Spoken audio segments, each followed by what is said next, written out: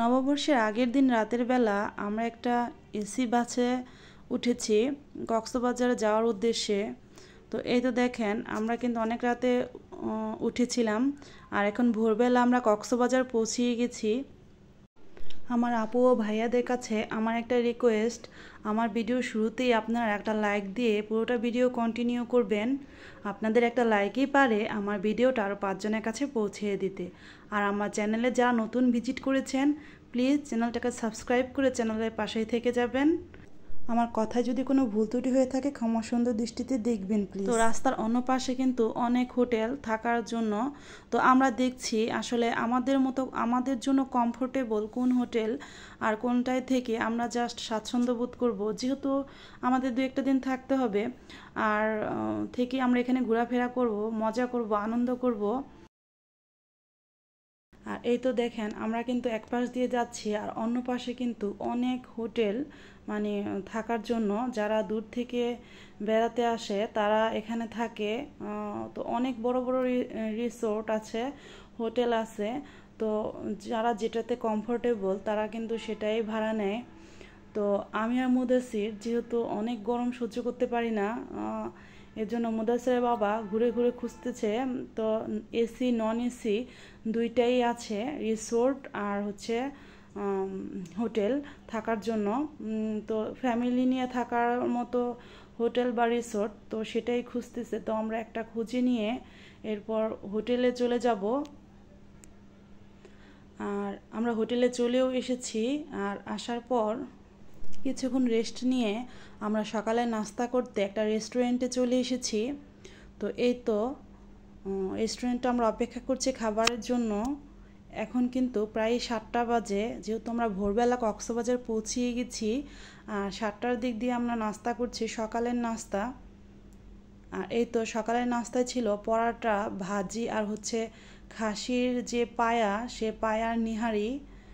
আর খাওয়া দাওয়া করে আমরা কিন্তু হোটেলে গিয়ে রেস্ট নিয়েছি। তো রেস্ট নেওয়ার পর আবার আমরা কিছুক্ষণ রেস্ট নিয়ে, যেহেতু আমরা ঘুরে বেড়াতেই এসেছি, তো রেস্ট নিয়ে আবার আমরা একটা অটো নিলাম। এখন আমরা যাব বিচে, মানে সুগন্ধা পয়েন্টে। তো এখন কিন্তু প্রায় 8টা সাড়ে 8টা বাজে। এই তো আসসালামু আলাইকুম everyone, welcome to Mudassir mom lifestyle blog থেকে আমি হেনা প্রতিদিনের মতো একটা নতুন ভিডিও নিয়ে হাজির হলাম। আমার ভাইয়া ও আপুরা, আঙ্কেল আন্টিরা, ছোট্ট ছোট্ট সোনামণিরা, আপনারা সবাই কেমন আছেন? আশা করি সবাই ভালো আছেন। আমরাও আলহামদুলিল্লাহ ভালো আছি। এই তো আমরা কিন্তু পয়লা বৈশাখ আর নতুন বছর আগমনের এই উপলক্ষে তো আমরা কক্সবাজার ঘুরতে চলে এসেছি। তাই কয়েকদিন যাবৎ কিন্তু আমি ভিডিও দিতে পারিনি, শুধু আপনাদের সাথে কমিউনিটিতে আমি যোগাযোগ করেছি। তো আশা করি সবাই কিন্তু আমার পাশে থাকবেন, আর আপনারা পাশে না থাকলে কিন্তু আমার পক্ষে এগিয়ে যাওয়া সম্ভব নয়। তো যেহেতু আমরা অনেক দূরে ঘুরতে চলে এসেছি, এজন্য ভিডিও দেওয়া হয়নি।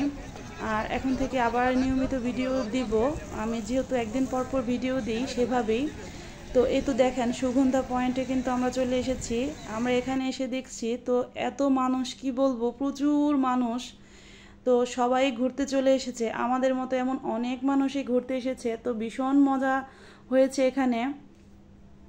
তো এখানে দেখেন যে এখানে বসে রেস্ট নেয়, তো ওই জায়গাগুলা মানে বিচে বসে যারা রেস্ট নেয় বা নদীর বা সাগরের পানি দেখে, তো সাগরের যে সৌন্দর্য সেটা মানুষ ফিল করে।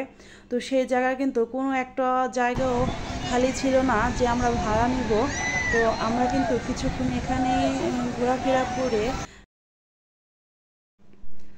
তো সাগরের এই সৌন্দর্য ফিল করে এরপরে একটা অটো নিয়ে আবার চলে এসেছি সেই হিমছড়িতে।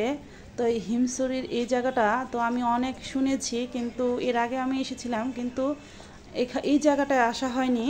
তখন আমি এত মানে আগে চলে এসেছিলাম যে সব কিছু বন্ধ ছিল। তো আজকে দেখছি এই হিমছড়ির এখানে তো বড় একটা মেলার মতো, তো অনেক দোকানপাট অনেক কিছু উঠেছে। তো আপনাদের সাথেও আমি একটু শেয়ার করছি। তো এখান থেকে আমি মুদাসসিরের জন্য 2টা খেলনাও কিনেছি, যেটা পরবর্তীতে আমি আপনাদের সাথে শেয়ার করব। আর আস্তে আস্তে আমার প্রত্যেকটা ভিডিওর অংশ আমি আপনাদের সাথে শেয়ার করব। তো আজকে প্রথম খণ্ড শেয়ার করছি। আর এ তো দেখেন এখানে কিন্তু অনেক কিছু উঠেছে, মানে দোকানে জাস্ট মেলার মতো, তবে সব সময় নাকি ওঠে। এই যে দেখেন হিমছড়ি ঝর্ণা ইকো ট্যুরিজম। তো এখানে আমরা মূলত ঢুকবো, গেট দিয়ে ঢুকেও গেছি। তো মুদাসির বাবা এখানে টিকিট নিল, কত টাকা করে যে টিকিট নিয়েছিল, হ্যাঁ 30 টাকা করে টিকিট নিয়েছিল। এই যে সিঁড়িগুলো দেখছেন, তো এখানে কিন্তু এই সিঁড়িগুলো উঠে পাহাড়ের উপর উঠতে হবে। মূলত হিমছড়ির এই সৌন্দর্য, এই বড় বড় পাহাড়গুলা, তো বড় বড় পাহাড়, এই পাহাড়গুলো দেখতে অনেকেই কিন্তু এই সিঁড়ি বেয়ে উপরে উঠছে।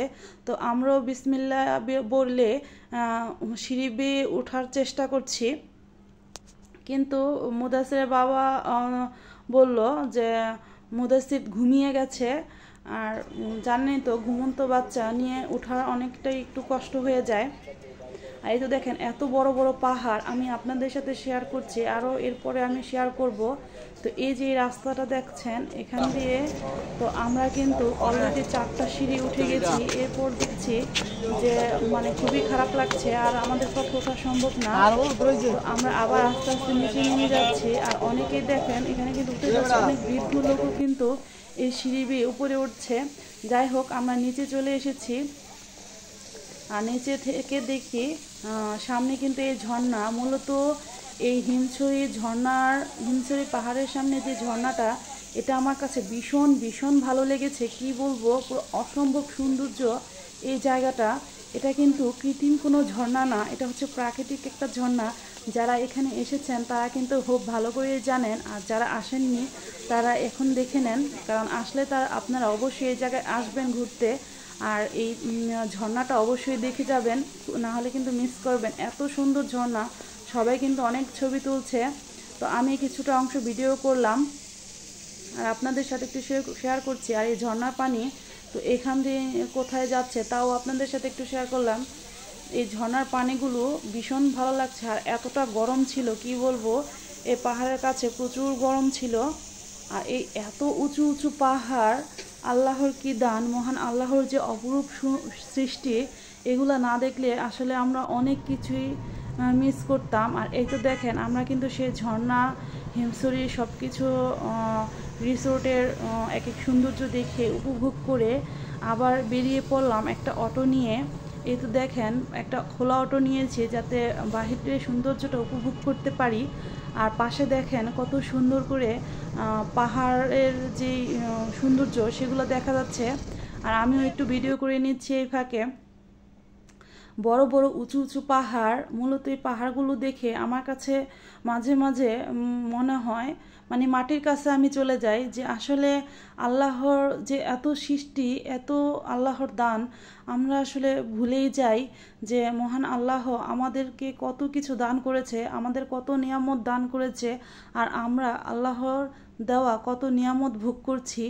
আসলে এত সৌন্দর্য, বাংলাদেশে যে এত সৌন্দর্য জায়গা আছে তা না আসলে বোঝা যায় না। যারা এসেছেন দেখেছেন তারা তো জানেনই, আর যারা আসেননি তারাও দেখে নেন, আর ভবিষ্যতে আসলে দেখে নিতে পারবেন।